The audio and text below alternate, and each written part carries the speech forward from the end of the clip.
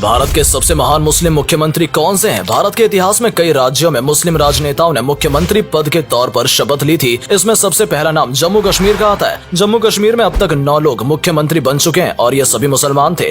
फारूक अब्दुल्ला, गुलाम नबी आजाद और महबूबा मुफ्ती जैसे नाम आप लोगों ने सुने भी होंगे। लेकिन जम्मू कश्मीर के अलावा भी भारत के कई अन्य राज्यों में मुस्लिम राजनेता मुख्यमंत्री के तौर पर मुख्यमंत्री ने शिक्षा, स्वास्थ्य और अन्य कई क्षेत्रों में खूब काम किया है, जिससे राज्यों और देश में विकास को गति मिली है। चलिए जानते हैं कि भारत के सबसे महान मुस्लिम मुख्यमंत्री कौन कौन से रहे हैं। बरकतुल्लाह खान। बरकतुल्लाह खान 9 जुलाई सन 1971 को राजस्थान के पहले मुख्यमंत्री बने थे। उन्हें भारत इतिहास के सबसे अच्छे मुख्यमंत्रियों में गिना जाता है। उनके नेतृत्व में राजस्थान में अनेकों विकास कार्य कराए गए। बरकतुल्लाह खान इंदिरा गांधी और फिरोज खान के काफी करीबी माने जाते थे। आजादी के महासंग्राम में उन्होंने जोधपुर रियासत में अंग्रेजों का जमकर विरोध किया। बरकतुल्लाह खान ने लखनऊ से लॉ की पढ़ाई की हुई है और इसी दौरान उनकी मुलाकात फिरोज गांधी से हुई थी। सन 1971 में वो लंदन में थे और इंदिरा गांधी ने उन्हें फोन करके जानकारी दी थी कि आपको राजस्थान का मुख्यमंत्री बनाया जा रहा है। कहा जाता है कि बरकतुल्लाह खान इंदिरा गांधी को भाभी कहकर संबोधित किया करते थे। 11 अक्टूबर 1973 को हार्ट अटैक के कारण उनकी मौत हो गई थी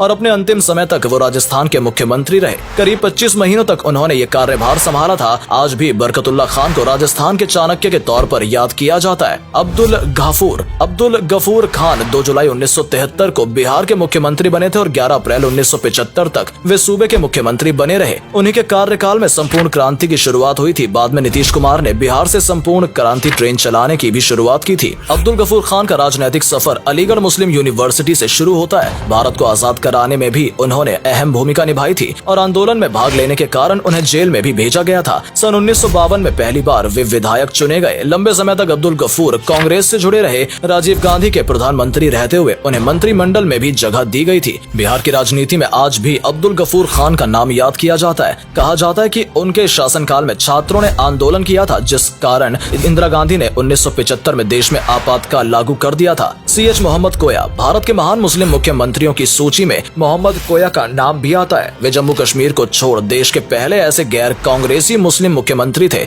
उन्हें 12 नवंबर 1979 को केरल राज्य का मुख्यमंत्री बनाया गया था। वे ऑल इंडिया मुस्लिम लीग के सदस्य थे। मुख्यमंत्री बनने से पहले वे 2 बार केरल के शिक्षा मंत्री भी रहे थे और अपने कार्यकाल में उन्होंने केरल की पिछड़ी जातियों को शिक्षित करने की दिशा में काबिले तारीफ काम किया था। मोहम्मद कोया के कारण ही आज केरल को भारत के सबसे शिक्षित प्रदेश के तौर पर जाना जाता है। हालांकि उनका कार्यकाल सिर्फ 54 दिन का ही रहा था, जिसके बाद विधानसभा को भंग कर राष्ट्रपति शासन लागू कर दिया गया था। बाद में सन 1981 से 1983 तक वो केरल के उप मुख्यमंत्री भी रहे थे। MO हसन फारूक मेडिकर। मोहम्मद हसन फारूक 9 अप्रैल सन 1967 को पहली बार पांडिचेरी के मुख्यमंत्री बने थे। उस समय उनकी उम्र केवल 29 साल थी और आज भी वे भारत के इतिहास में सबसे कम उम्र में मुख्यमंत्री पद की शपथ लेने वाले राजनेता के तौर पर जाने जाते हैं। उन्होंने कुल 3 बार पांडिचेरी के मुख्यमंत्री पद की शपथ ली थी। भारत की आजादी के बाद भी पांडिचेरी लंबे समय तक फ्रेंच कॉलोनी में बना हुआ था। एक छात्र नेता के तौर पर हसन फारूक ने फ्रांसीसियों का जमकर विरोध किया था। अपने कार्यकाल के दौरान उन्होंने पांडिचेरी में कई हॉस्पिटल और कॉलेज का निर्माण कराया। लंबे समय तक वे पांडिचेरी विधानसभा के स्पीकर भी रहे। वे 2 बार कांग्रेस पार्टी की ओर से लोकसभा सांसद भी चुने जा चुके हैं। 25 सालों तक वे हज कमेटी के सदस्य रहे थे। केंद्रीय मंत्रिमंडल में उन्हें टूरिज्म और एविएशन मंत्रालय की जिम्मेदारी सौंपी गई थी। साल 2004 में हसन फारूक को सऊदी अरब में भारत के राजदूत के तौर पर नियुक्त किया गया था। इसके बाद वे झारखंड और केरल के गवर्नर भी बनाए गए। झारखंड में भ्रष्टाचार के खिलाफ वे कई आंदोलन का हिस्सा भी रहे।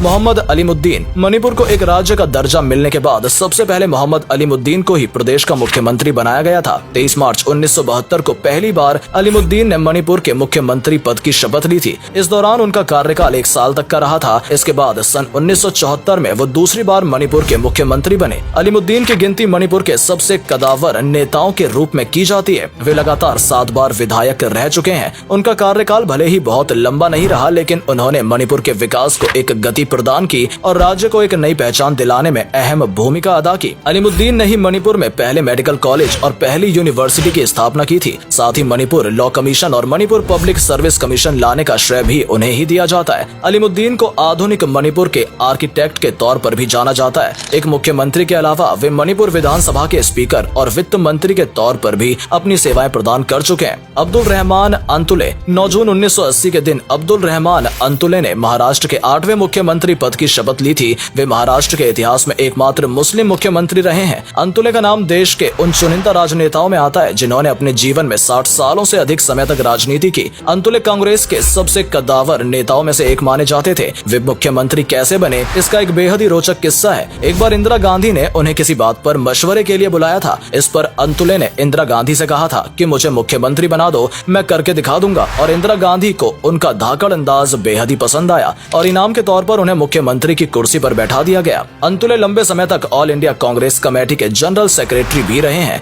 वे लोकसभा के सांसद भी रह चुके हैं। अंतुले महाराष्ट्र के पहले मुस्लिम कानून मंत्री भी रहे थे। वहीं केंद्र सरकार में वो स्वास्थ्य मंत्री और अल्पसंख्यक मंत्रालय की जिम्मेदारी संभाल चुके हैं। स्वास्थ्य मंत्री रहते हुए उन्होंने भारत को पोलियो मुक्त कराने की दिशा में कई महत्वपूर्ण फैसले लिए थे। महाराष्ट्र में गरीबों को मुफ्त राशन देने की शुरुआत भी अंतुले द्वारा ही की गई थी। सैयदा अनवरा तैमूर को भारत की पहली मुस्लिम महिला मुख्यमंत्री होने का गौरव प्राप्त है। 6 दिसंबर सन 1980 को उन्होंने असम के मुख्यमंत्री पद की शपथ ली थी। अपने राजनीतिक करियर में सैयदा ने शिक्षा से लेकर सियासत तक हर क्षेत्र में अपना नाम रोशन किया। अलीगढ़ मुस्लिम यूनिवर्सिटी से पढ़ाई करने वाली सैयदा अनवर मुख्यमंत्री रहते हुए भी कई बार यूनिवर्सिटी में अर्थशास्त्र के ऊपर लेक्चर देने के लिए जाया करती थी। अपने कार्यकाल में उन्होंने असम की जीडीपी को मजबूत करने में अहम योगदान दिया था। जिस समय उन्हें असम का मुख्यमंत्री बनाया गया था, पूरा प्रदेश दंगों की आग में झुलस रहा था। चारों तरफ हिंसा भड़क रही थी। ऑल असम स्टूडेंट्स यूनियन और ऑल असम गढ़ परिषद के द्वारा पूरे राज्य में अवैध शरणार्थियों के खिलाफ प्रदर्शन किए जा रहे थे। ऐसे माहौल में सैयदा को प्रदेश की जिम्मेदारी सौंपी गई थी। हालांकि उनका कार्यकाल सिर्फ 6 महीने तक ही रहा था और उसके बाद प्रदेश में फिर एक बार राष्ट्रपति शासन लागू कर दिया गया था। सैयदा 4 बार विधायक रही थी। बाद में उन्हें